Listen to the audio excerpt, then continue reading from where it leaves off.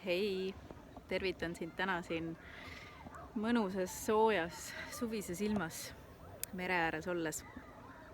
Ja ma tahtsin täna tegelikult rääkida puhkusest ja sellepärast ma valisin ka sellise asukoha, et kus seda videot teha. Puhkusel on üks eriti oluline roll, et see ei ole lihtsalt see, et me nii-öelda süütundega võtame omale aega ja töölt ära olla ja siis me peame klapitama neid aegu, et millal me saame olla, et keegi ei kannataks ja nii edasi, nii edasi. Aga puhkusel on tegelikult meie endi jaoks ka ja tegelikult ka kõikide teiste jaoks, kes meid ümbritsevad ja kellele me väärtust loome, hästi-hästi oluline osa, et meie saaksime puhkust. Edukamad inimesed, isegi väga edukad inimesed on öelnud, et nad võtavad iga kuu oma nädal aega puhkust, mis minu jaoks tundub ka täna senise ikkagi nagu natukene liiga võib-olla palju puhata. Aga aastas vähemalt 10 päeva peaks meist peaksime me kõik puhkama 10 päeva, isegi tundub natukene liiga vähe jälle teistpidi.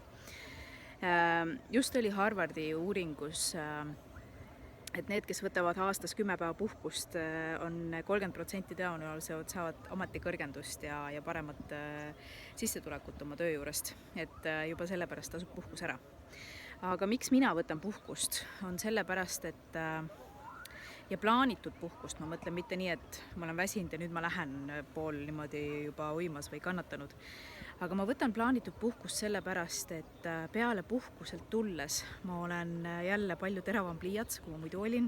Võib-olla ennem see aitab mul lahendada probleeme, võib-olla mis on tekkinud aasta jooksul, mis on tekkinud viimasel ajal. See aitab mul olla palju produktiivsem, sellepärast, et ma olen täis tahet jälle teha ja panustada ja väärtust luua ja nii edasi. Ja ma olen, ehk siis ma toon igatepidi palju paremaid tulemusi. See on hea nii mulle kui ka sellele, mis iganes, kui sa oled ettevõttes organisatsioonis, siis see on ka hea ka sulle. Või tähendab sellele organisatsioonile. Ja minu puhul on see hea mu klientidele, mu meeskonnaliikmetele ja nii edasi, nii edasi. Ehk siis puhkust tasub võtta ja peab võtma, sellepärast et tõstab produktiivsust, aitab leida lahendusi keerulistele situatsioonidele, ka lihtsamatele situatsioonidele loomulikult ja nii-öelda värskendab sinu vaimu.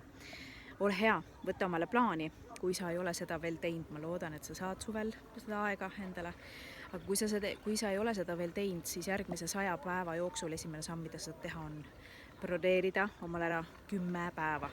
Jah, mõne jaoks meist see tundub absurd, aga tegelikult on see täiesti tehtav, see on otsuse küsimus ja mida sa pead tegema, on kaitsma iga hinna eest seda 10 päeva.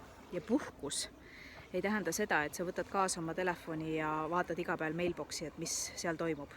Puhkus tähendab seda, mida mina mõtlen puhkuse all, on see, et sa lülitad ennast täiesti välja. See tähendab seda, et sa ei loe kirju, sa ei vasta meilidele. Ma olen küll puhkusel, aga ma saadan selle, et ole küsi seal sellel inimesel. Te inimene jõuab sinna, kui on vaja. See probleem saab lahendatud, kui on vaja.